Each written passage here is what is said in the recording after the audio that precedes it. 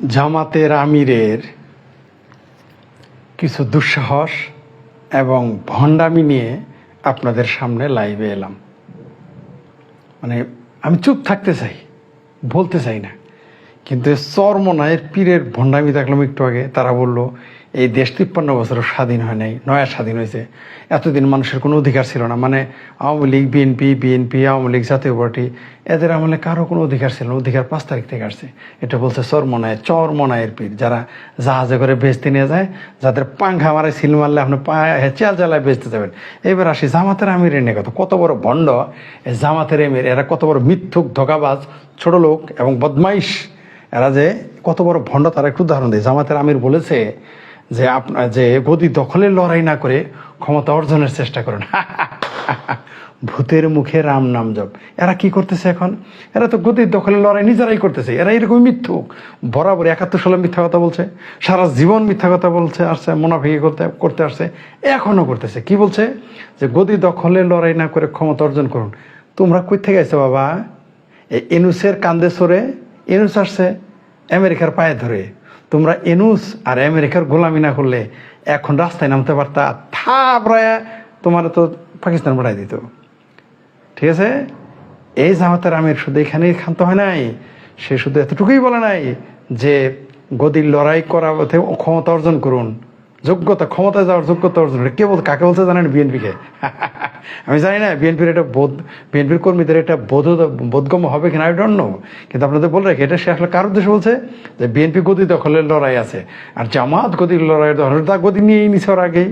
ওরা বাইপাস করে মৌলবাদী দল এবং মৌলবাদী দল আর চিঙ্গুমামেরা কোনোদিনই ভোট পেয়ে ক্ষমতা আসতে পারবে না, কিয়ামত হইলেও না।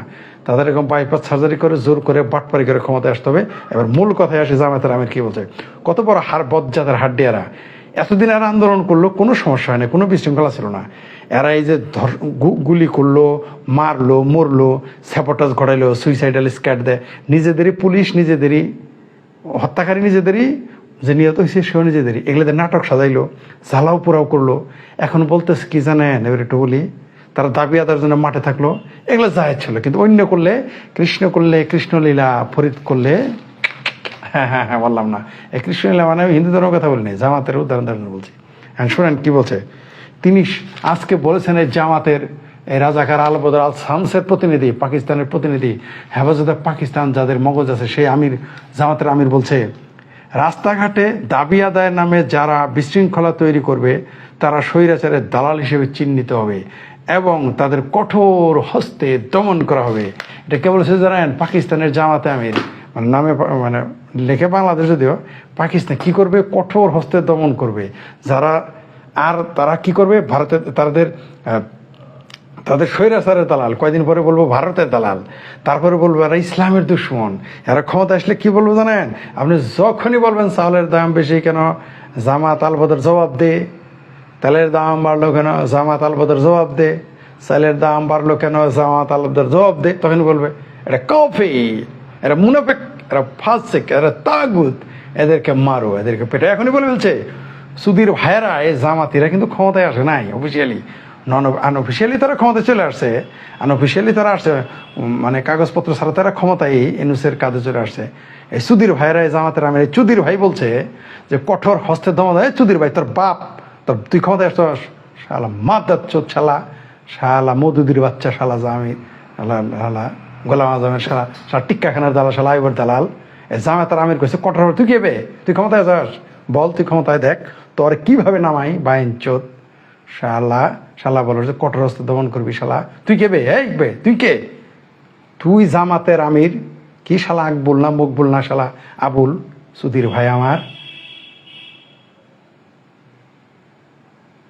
তুই জামাতের আমির, তুই চ্যাটের বাল কে? তুই যে বলস ও সেনাবাহিনীর ছত্র ছায়ায়, আর আমেরিকা তোর ইসরায়েলের আব্বা, আমেরিকার গোলাম, শালা বলস কঠোর হস্তে দমন। তোর পাপের দেশ নাকি শালা? তোর কাছে কেউ দাবি করছে? শালা বাইঞ্চ, শালা গো, শালা চ্যাটের বাল আমার, এই শালা জামাতের আমি, এই চৌধুরী ভাই তোর কাছে কেউ দাবি করছে?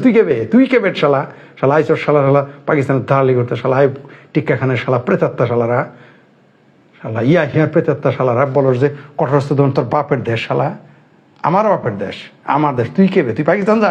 শালার কঠোরস্থ দমন করবি, আন্দোলনের নামে বিশৃঙ্খল সহ্য করে, তোর বাপের দেশ, তোর কাছে কে আবি দাবি করছে রে বে?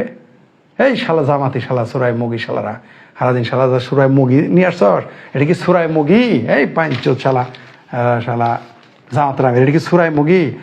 আর যারা রাস্তাঘাটে দাবি আদায় করার নামে বিশৃঙ্খলা তৈরি করবে, তাদেরকে স্বৈরাচারের দালাল হিসেবে চিহ্নিত করা হবে এবং তাদের কঠোর হস্তে দমন করা হবে। এটা কি সুরাই মুগি? এই সুধীর ভাই, এটা কি সুরাই মগবাজারে নাজিল হয়েছে? শালা পাঁচ শালা শালা যা শালা ইয়াহিয়ার শালা টিক্কা খান, ইয়াহিয়া আয়ুব খানের শালা প্রেতাত্মা শালারা, আল্লাহর ঘরে শালা তোর বাপের দেশ, আর তুই কে রে শালা? তোর জিজ্ঞেস করছে কে যে দাবি আদায় তোর কাছে গেছে কেউ দাবি করতে? এই তুই কে বে শালা মকবুল শালা? কি এর নাম কি শালা? এই জামাতের আমিরের নাম কি? এই সুধীর ভাইয়ের নাম কি? ভাই আপনি একটু বলেন তো দেখি, কেউ লিখে দেন ওই সুধীর ভাইটার নাম কি জামাতের? শালা রাজাকার শালা শালা মৌদুদি শালা, জামাতের সাথে বিএনপির সাথে হ্যাঁ শুরু তো হবেই। জামাত বিএনপি যত খারাপ হোক, বিএনপি অন্তত গণতান্ত্রিক একটি দল। ঠিকই বলছেন যে জামাত ছায়া যুদ্ধ না, যুদ্ধ এদের সাথে লাগবে। বিএনপির হাতে লাথি চোদ্দই যে খাবিরে মুখ, যে জামাতিরা অপেক্ষা কর তোদের এমন লাথি তোদের কপালে আছে। আওয়ামী লীগ লাগবে না, শেখ হাসিনা লাগবে না, শেখ ফরিদও লাগবে না, বিএনপির তারেক রহমান হাতে লাথি খেয়ে তোরা দেশ ছাড়বি। অচিরেই তোদের দেশ ছাড়বে, উজাইছ। এবার তোদের কাছে কে বলছে এই শালা জামাত শিবিরের শালা শালা রুহানি আলত শালারা? তোর কাছে কে দাবি করছে রে? তুই করছে দাবি আদায় করলে কঠোর হস্তে। তুই কে বে? তুই দেশের মালিক হয়েছে? পাঁচ শালা উঠল শালা, শালার ঘরের শালা। এখন অনেকে বলবে ফরিদ গালা গালাগালি 100 বলবো।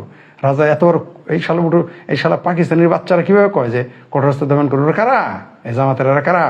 চরমনের এরা কারা? শালা পাকিস্তান আমার শালা স্বাধীনতা বিরোধী শালারা আমার ওর কথা বলস।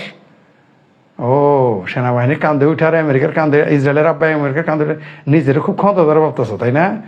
আর কয়দিন মানুষকে চুতিয়া বানায় রাখবা? হ্যাঁ, আর কয়দিন অপেক্ষা করো, সময় আসতেছে। জামাতের এইবার আওয়ামী লীগ বহুত ছাড় দিছে, আর দেওয়া হবে না স্যার। এইবার আওয়ামী লীগ আর আওয়ামী লীগ না, মুক্তিযুদ্ধের চেতনার শক্তি ক্ষমতায় আসবে। প্রথমে বিএনপির হাতে লাথি চোদই খাবা, জামাতেরা শুনে রাখো। তারপরে এই মুক্তিযুদ্ধের লোক ক্ষমতায় আসবে, তখন তোমরা ফুল ছাপা কিরকির হয়ে পাকিস্তান চলে যাবা। তোমাদের পাকিস্তানের আব্বার কাছ থেকে আমরা এবার 71-এর যত ক্ষতিপূরণ আদায় করবো, 71-এর ক্ষতিপূরণ আদায় করবো। খালি তোমাদের সব বিহারের বাচ্চা যারা আছে আর যারা পাকিস্তানের বাচ্চা, সব জামাতের বাচ্চা সব পাকিস্তান চলে যাবি। খুব সময় বেশি দিন না, আর বড় জোর 5 বছর তোদের লাথি চদি দিয়ে তোদের ঘেটি পিএল দিয়ে পাঠানো হবে। আর তোদের আবার পাকিস্তানের কাছ থেকে আমাদের ওই অর্থ যেগুলো ক্ষতি করতেছস না এখন, এগুলো সমস্ত ক্ষতিপূরণ তোর বাপ পাকিস্তানের কাছ থেকে। তোরা তো পালাবি, তোরা তো পালাই যাবি, তোদের তো আমরা জানি। আর যেগুলো থাকবে পিএল দিয়ে পাঠাই দিব, জেলেও উঠাবো না তোদের। মুক্তিযুদ্ধের পক্ষের শক্তি যখন ক্ষমতায় আসবে, আমি শেখ ফরিদ তখন মাঠে থাকবো। আমি শেখ ফরিদ বললাম, আজ হোক আর কাল হোক, তোমরা যারা পাকিস্তানি আছো, হেফাজতে পাকিস্তান, এই যারা জামাত ইসলাম আছো পাকিস্তানপন্থী, লাইথে তোমাদের জেলেও রাখবো না। ভাত বাংলাদেশে ভাত তোমাদের খেতে দেবো না, সব চালাইয়া তোমরা তো চলে যাইতে হবে পাকিস্তান আব্বার কাছে। আর এই বাংলাদেশের সকল ক্ষতিপূরণ দিতে হবে। মুক্তিযুদ্ধের মানুষের গায়ের উপর হাত তোলো, মুক্তিযুদ্ধের পক্ষে লোকের গায়ে হাত তুলছো, তাদের বাড়িঘর পোড়াও, সংখ্যালঘুদের বাড়িঘর পড়ে, সব হিসাব তোমাদের কাছে নিতে হবে।